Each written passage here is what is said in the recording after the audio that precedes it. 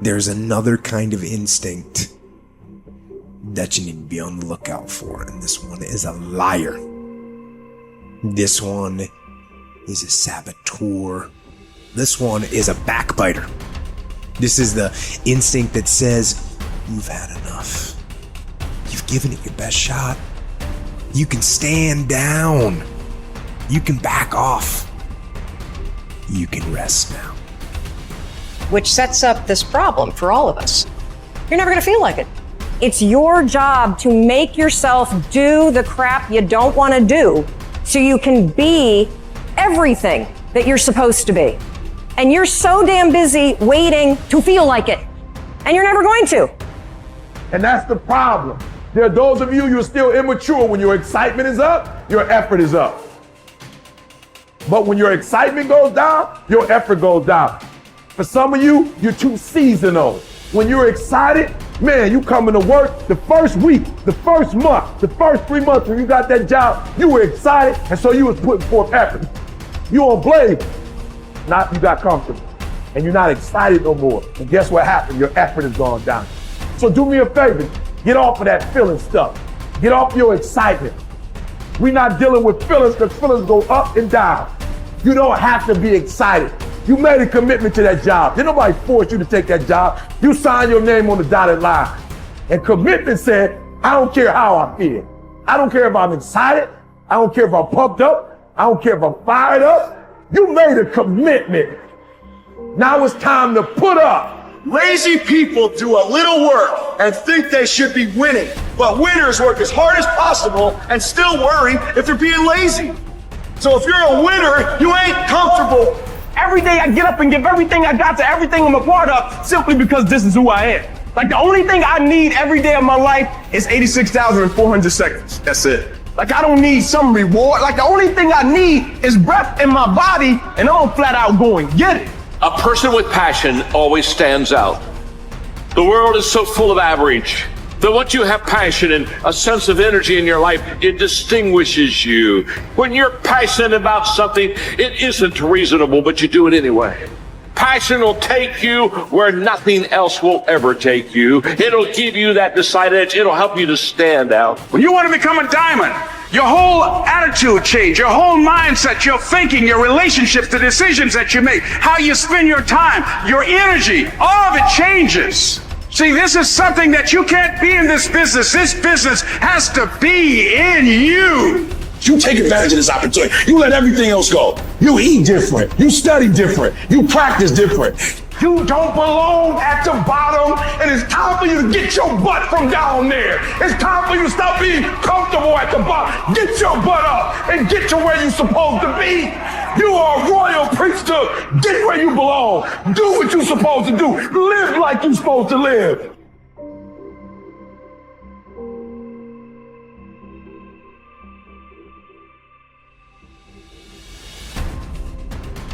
Get better every day.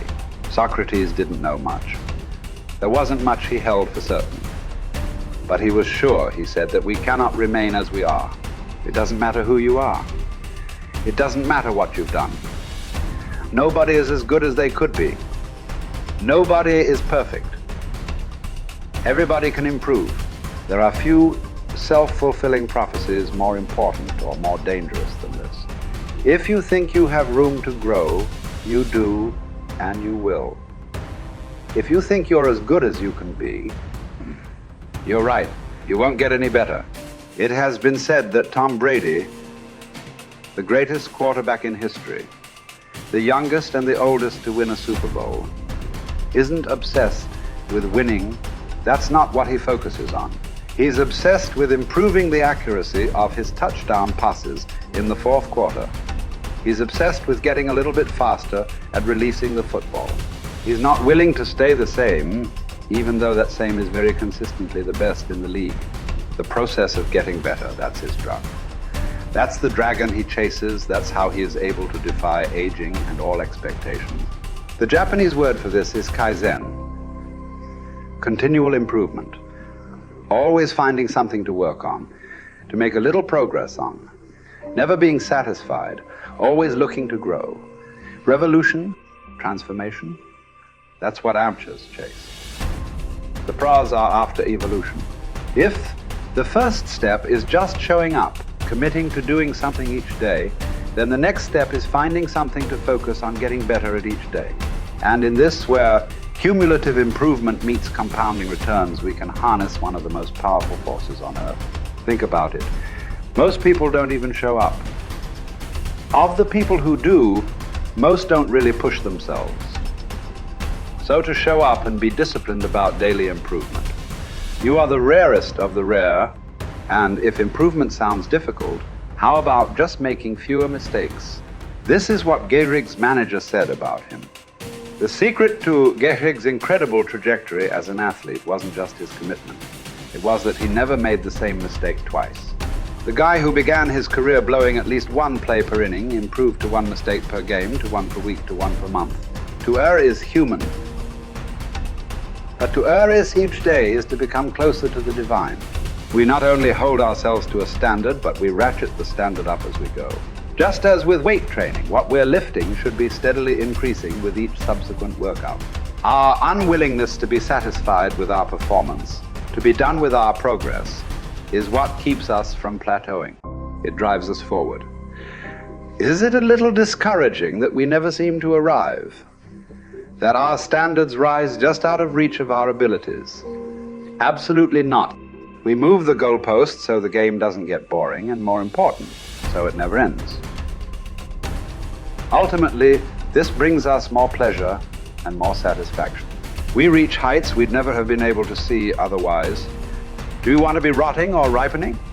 Are you getting better? Because if you're not, then you're probably getting worse. Anyone, whether they're a professional athlete or a house cleaner, can get better at their job. You can get better at being a person, a citizen, a son or a daughter. You can get better at how you think, how you focus, what you think about.